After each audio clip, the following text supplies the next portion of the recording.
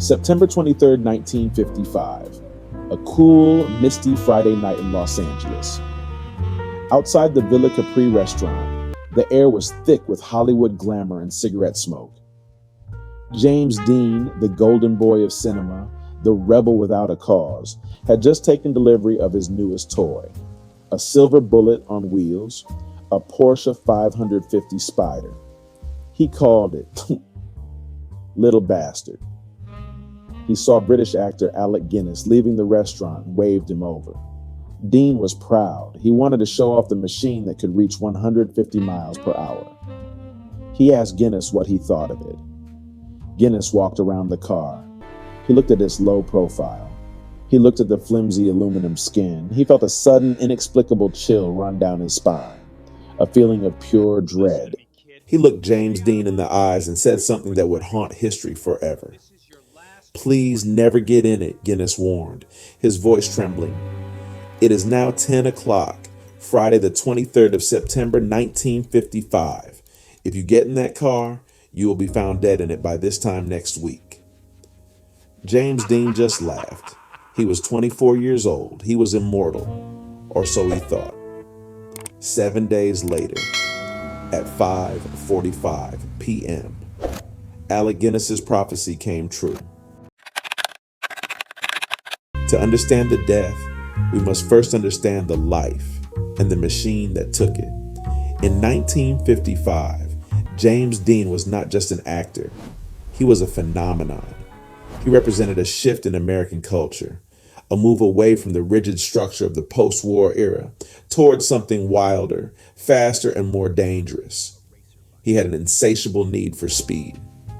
While the studios forbade him from racing during filming, the moment the camera stopped rolling for the movie Giant, Dean traded his scripts for a steering wheel. He wanted the best. He traded in his Porsche Speedster for something far more sinister, the Porsche 550 Spyder. This was not a car designed for a Sunday drive. It was a weapon designed for one purpose: to kill giants on the racetrack. He is weighing only 550 kilograms, scarcely more than a grand piano. It was powered by a complex 4-cam engine. It sat so low to the ground that you could drive it under the barrier of a railroad crossing. It had no roof, no windows, no creature comforts. Just a thin shell of aluminum wrapped around a tubular frame, and a fuel tank filled with high-octane gasoline sitting right in front of the driver's lap. It was fast, it was agile, and in the wrong hands, it was unforgiving. Dean customized it immediately. He had the number 130 painted on the hood, doors, and rear deck, and on the back cowling, distinct script lettering that read, "Little Bastard," a nickname given to him by his dialogue coach. It was meant to be a term of endearment. It became an epitaph. September 30th, 1955. The day broke with a clear blue sky. Dean had originally planned to tow the Spyder to the race in Salinas on a trailer. But at the last minute, his factory-trained Porsche mechanic, Rolf Wuderich, suggested they drive it. The engine needed to be broken in, he said. A fatal decision. They set off. Dean behind the wheel, Wuderich in the passenger seat. A photographer followed in a station wagon. At 3:30 p.m., just outside Bakersfield, a California highway patrolman stopped the silver Porsche. Dean was clocked doing 65 in a 55 zone. He signed the ticket. He didn't seem to care. It was just another autograph. As the sun began to dip toward the horizon, the air cooled. The light turned golden, that specific blinding California haze that sits low on the road. They were on Route 466, heading west. The Porsche was humming, a mechanical symphony behind their ears. Dean was confident. He was free. Approaching the intersection of Route 41 near Cholane, Dean spotted a 1950 Ford Tudor Coupe heading east. The Ford was driven by a 23-year-old student named Donald Turnipseed. The Ford began to turn left, cutting across Dean's path. Wuderich yelled, "Slow down!"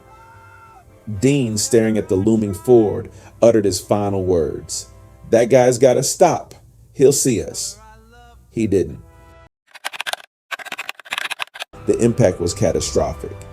The massive Ford, heavy as a tank, smashed into the front left side of the featherweight Porsche. The physics were brutal. The Spyder famously didn't just crumple, it disintegrated. Rolf Butherick was thrown clear of the wreckage, landing on the gravel shoulder. He suffered a broken jaw and serious injuries, but he was alive. Donald Turnipseed, shielded by the mass of his Ford, walked away with barely a scratch. But James Dean, the collision had trapped his foot between the clutch and brake pedal. His body absorbed the full force of the stop. His neck snapped. At 5:59 p.m. upon arrival at the Paso Robles War Memorial Hospital, James Dean was pronounced dead. The icon was gone. But the car, the little bastard, it was not done killing yet. Normally, this is where the story ends. A tragic accident, a star extinguished too soon. But for the Porsche 550 Spyder, this was only the beginning. The wreckage was purchased by George Barris, the famous custom car designer who had created the Batmobile. He planned to part it out, maybe restore it for a morbid display. The curse manifested almost immediately. When the wreck was delivered to Barris's garage, it was being offloaded from a truck.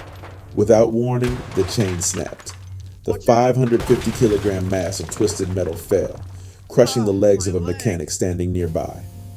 Both of his legs were broken. Barris should have taken this as a warning. Instead, he started selling the parts. The heart of the little bastard, its complex four-cam engine, was sold to a doctor and amateur racer named Troy McHenry. The transmission was sold to another racer, William Eschritt. On October 21st, 1956, both men entered a race at the Pomona Fairgrounds. They were racing cars fitted with parts from Dean's death car. During the race, McHenry lost control. His car spun out and smashed into a tree. He was killed instantly. This was the first death attributed directly to the curse after Dean. In the same race, Eschritt's car locked up a mid-corner. He flipped over, suffering serious injuries, but survived to tell the tale. He later said the car felt like it had a mind of its own. But it wasn't just the engine. Barris sold 2 of the tires, which miraculously seemed unharmed in the original crash, to another enthusiast. A week later, both tires blew out simultaneously. The driver skidded off the road and nearly died.